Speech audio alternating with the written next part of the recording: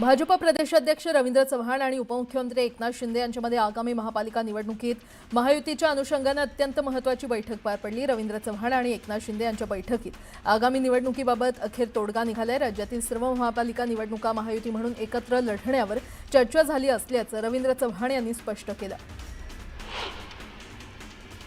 शेकापच्या चित्रलेखा पाटील यांनी मंत्री भरत गोगावले यांच्या विरोधात वापरलेला कॅश बॉम्ब फुसका असल्याचं म्हणत भरत गोगावलेंच्या मीडिया टीमनं नवा व्हिडिओ जारी करत चित्रलेखा पाटलांचा दावा फोल ठरवलाय।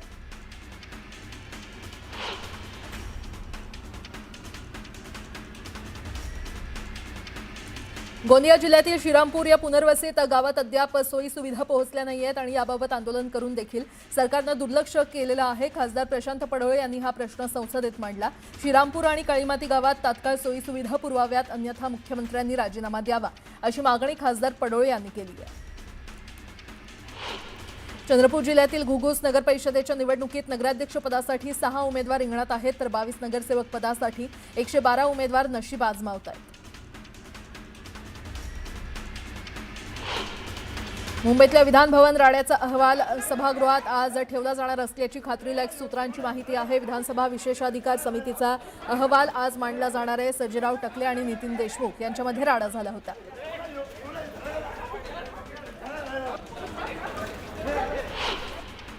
जळगाव महापालिकेच्या आगामी निवडणुकीसाठी प्रशासनानं युद्धपातळीवर तयारी सुरू केली आहे। निवडणुकीच्या तयारीसाठी प्रशासकीय हालचालींना वेग आला असून 3500हून अधिक कर्मचाऱ्यांची आवश्यकता आहे। यासाठी शासकीय विभागातून कर्मचारी अधिग्रहित करण्याची प्रक्रिया सुरू झाली आहे। छत्रपती संभाजीनगरच्या मनपाच्या प्रभागनिहाय प्रारूप मतदार याद्यांवर नोंदवण्यात आलेले सर्व 7567 आक्षेप प्रशासनानं प्रभागनिहाय स्थळ पाहणी करून निकाली काढलेत। मात्र अंतिम यादी जाहीर होण्यापूर्वी आता पुणे यादीची पुन्हा बारकाईनं तपासणी सुरू आहे। सुधारित कंट्रोल चार्ट राज्य निवडणूक आयोगाकडे पाठवल्यानंतरच यादी अंतिम घोषित केली जाणार आहे। मतदानाचा टक्का वाढवण्यासाठी निवडणूक आयोगानं महत्त्वाचा निर्णय घेतलाय। आगामी पालिका निवडणुकीसाठी प्रथमच इमारतींच्या आवारातच मतदान केंद्र उभारण्यास राज्य निवडणूक आयोगानं मंजुरी दिली आहे। त्यानुसारच 880 गृहनिर्माण सोसायट्यांच्या प्रांगणात मतदान केंद्र उभारली जाणार असल्याची माहिती सूत्रांनी दिली आहे। गोपीनाथ मुंडेंच्या जयंतीनिमित्त बीडच्या परळीतील गोपीनाथ गडावर विविध कार्यक्रमांचं आयोजन करण्यात आलंय। मंत्री पंकजा मुंडे आणि धनंजय मुंडे यांच्या उपस्थितीमध्ये कार्यक्रम पार पडणार आहेत। आंध्र प्रदेशच्या मारडपल्ली घाटात बस कोसळल्यानं 15 भाविकांचा मृत्यू झाला असून 20 पेक्षा जास्त भाविक जखमी झालेत। आंध्र प्रदेशच्या चितूर इथले भाविक देवदर्शनासाठी निघाले होते। भद्राचलम इथून दर्शन घेऊन आराकू व्हॅलीकडे जात असताना हा अपघात झाला। मारडपल्ली घाटात ही बस दरीत कोसळली। यवतमाळच्या वणीमधील निलजाई कोळसा खदान आणि महामाया कोल वॉशरीजवर सीबीआयनं छापा टाकलाय। निकृष्ट कोळशाचा पुरवठा करून हजारो कोटी रुपयांचा घोटाळा केल्याप्रकरणी सीबीआयच्या 12 जणांच्या स्पेशल टीमनं 4 ठिकाणी छापेमारी केली। पंढरपुरात ऊस दरवाढीचं आंदोलन पेटत चाललंय। काल रात्रीच्या सुमारास ऊसाला प्रतिटन 3500 रुपये भाव मिळावा यासाठी शेतकऱ्यांनी विठ्ठल साखर कारखान्याकडे जाणारी ऊस वाहतूक रोखून धरली होती। महाराष्ट्रातील धोबी समाजाला अनुसूचित जातीत समाविष्ट करून पूर्ववत आरक्षण लागू करावं अशी मागणी महाराष्ट्र राज्य परीट धोबी आरक्षण हक्क परिषदेचे संस्थापक अध्यक्ष विवेक ठाकरे यांनी केली आहे। यासाठी समाजाच्या वतीनं मुख्यमंत्री फडणवीस आणि सरकारचं लक्ष वेधण्यासाठी लाव रे तो व्हिडिओ अशी राज्यस्तरीय मोहीम राबवणार असल्याचंही विवेक ठाकरे यांनी म्हटलंय। सांगली जिल्ह्यामध्ये थंडीचा जोर वाढला असून तापमानाचा पारा 10 ते 9 अंशांपर्यंत खाली घसरलाय, तर थंडीची लाट पुढील आठवड्यात देखील कायम राहण्याचा अंदाज वर्तवण्यात आलाय। गोंदिया जिल्ह्यातील रब्बी हंगामात जिल्हा मार्केटिंग फेडरेशनच्या शासकीय धान खरेदी केंद्रावर धानाची विक्री करणाऱ्या 4000 शेतकऱ्यांचे चुकारे 5 महिन्यांपासून थकीत होते। दरम्यान सरकारनं थकीत चुकाऱ्यांसाठी 46 कोटी रुपयांचा निधी दिल्यानं शेतकऱ्यांना दिलासा मिळालाय। राज्यभरातील अनेक शहरांचं किमान तापमान 10 अंश सेल्सिअसच्या आसपास किंवा खाली नोंदवण्यात येते। काल मुंबईचं किमान तापमान हे 15 तर माथेरानचं किमान तापमान 17 अंश नोंदवण्यात आलंय। मुंबईकरांना माथेरानचा फील येत असल्याचं चित्र आहे। जळगाव शहरासह जिल्ह्यात कडाक्याची थंडी कायम आहे। जळगावचा पारा 7 अंश सेल्सिअसपर्यंत घसरलाय आणि त्यामुळे धुक्याच्या प्रमाणात देखील वाढ झाली असून दृश्यमानता 40 मीटरपर्यंत आली आहे। नाशिकच्या मनमाड, येवला आणि मालेगाव भागात थंडीमुळे हुडहुडी वाढली आहे, तर निफाडचा पारा आज 5.7 अंशांवर पोहोचला।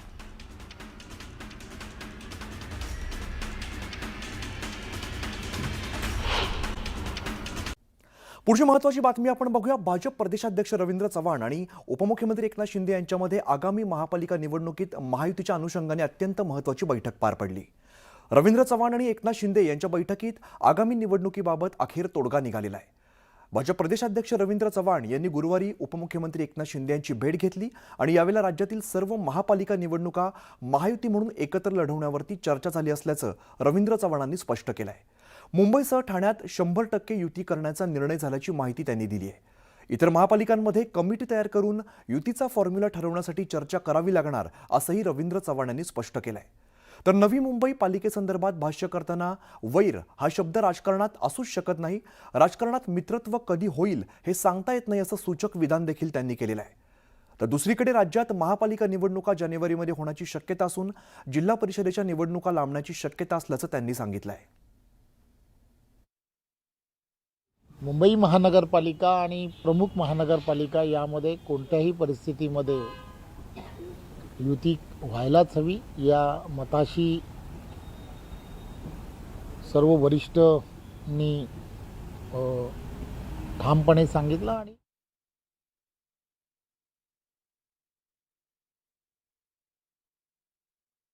काल देखील रवींद्र चव्हाण भाजपचे प्रदेशाध्यक्ष आणि माझी देखील चर्चा झाली। या चर्चेमध्ये देखील महायुती लढण्याचा निर्णय झाला आणि त्याप्रमाणे बोलणी देखील सुरू झालेली आहेत।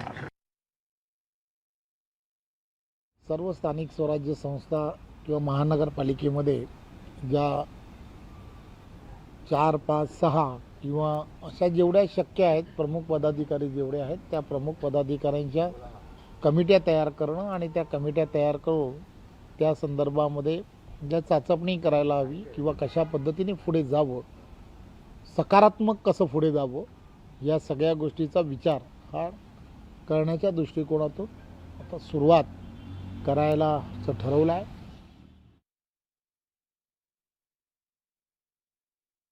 स्थानिक पातळीवर देखील स्थानिक ज्या कमिटी आहेत आमच्या पदाधिकाऱ्यांच्या त्या एकमेकांच्या बरोबर चर्चा करतील आणि जिथं कुठं अडचण येईल त्या ठिकाणी वरिष्ठ त्याच्यामध्ये